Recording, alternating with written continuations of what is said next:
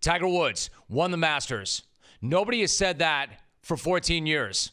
Well, they've said Tiger Woods won the Masters, but it was always in the context of ancient history. Like Tiger Woods won the Masters for the last time back in 2005. But then he did it again yesterday. Tiger Woods won the Masters, and you all know the numbers by now. 5. The green jackets now in his closet. 11. The years since his last major. 14. The years since his last Masters. 15. The number of total majors. 0. The times that he had ever come from behind on Sunday to win a major. At least until now. Because yesterday's comeback from down 2 shots through 11 holes was not about the comeback from down 2 shots through 11 holes on Sunday at Augusta, but rather it was about the comeback from everything that he put himself through. And the fact is, it was unreal. It was unreal to me. It was surreal, and it was totally real. Like, unreal in the sense that we were never going to see something like that ever again. We were never going to see Tiger Woods win again. I mean, hell, it wasn't that long ago. This guy was having trouble just walking, having trouble just sitting up in a chair, having trouble doing pretty much everything. Winning a golf tournament, let alone that golf tournament, was completely out of the question, not a part of the equation. This dude really was dead cat walking, and he would have told you as much. In fact, he did. But then it started to change. He was top 10 at the British Open last year. He was second at the PGA Championship. He won the Tour Championship.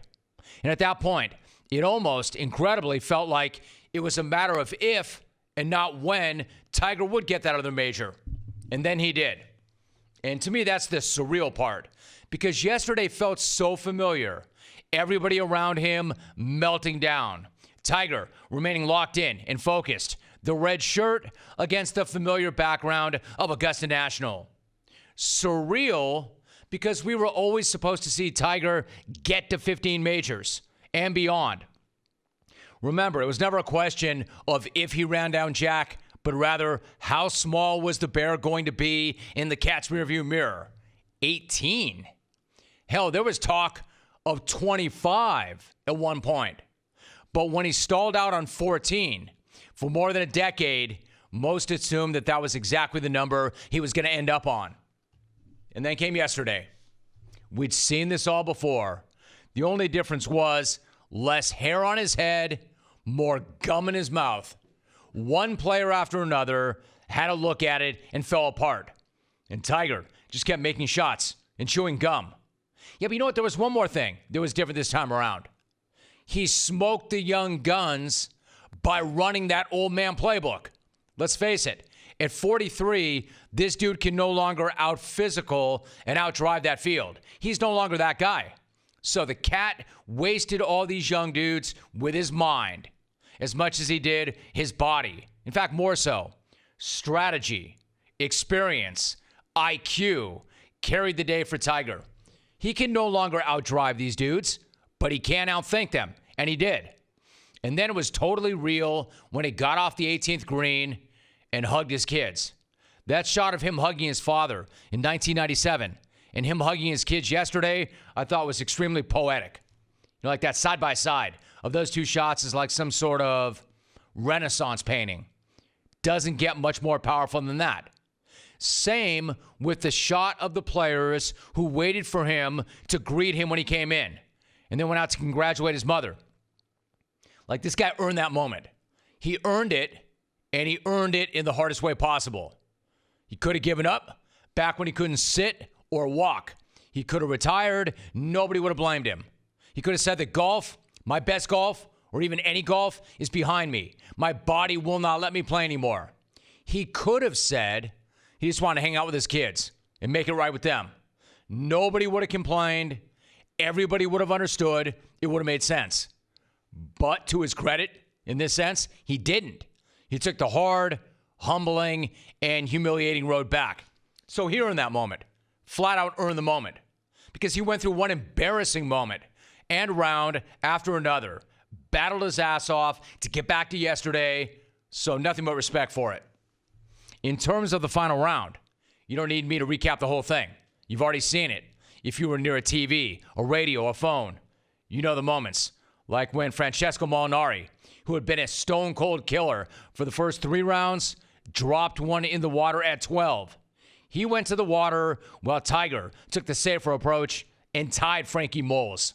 But let's not get this confused. This was not about Tiger sitting around and waiting for everybody to mess up. One guy after another took a run at the jacket and fell back. The leaderboard was beyond crowded with guys who have won and will win again. But when he needed it most, he had his composure. The composure that had not been there in years past. It was there once again. And from 11 to 17, he went par, birdie, birdie, par. You know, you could argue that winning his 15th at Augusta, after everything he's put himself through, is his biggest win yet. That's how big that is. It might be so big that it eclipses the U.S. Open at Pebble Beach. The U.S. Open on one leg. Even the first one at Augusta that made all of this possible. That's how big that was.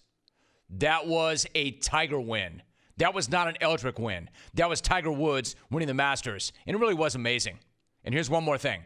As if that win wasn't already enough, there's another rumble. Not about Tiger winning a major, but about Tiger winning a few more. 14 to 15 felt like it would never come.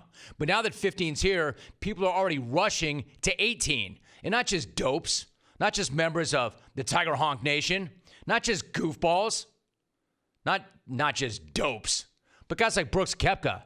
Koepka said, quote, 18 is a lot closer than people think. He's definitely back, and 18's not far, end quote.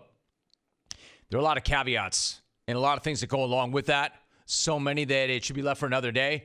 But the fact is, that conversation is in fact happening, and it's a legitimate conversation. Tiger Woods is back. Tiger Woods is back, and it is surreal. It's unreal, and it's real.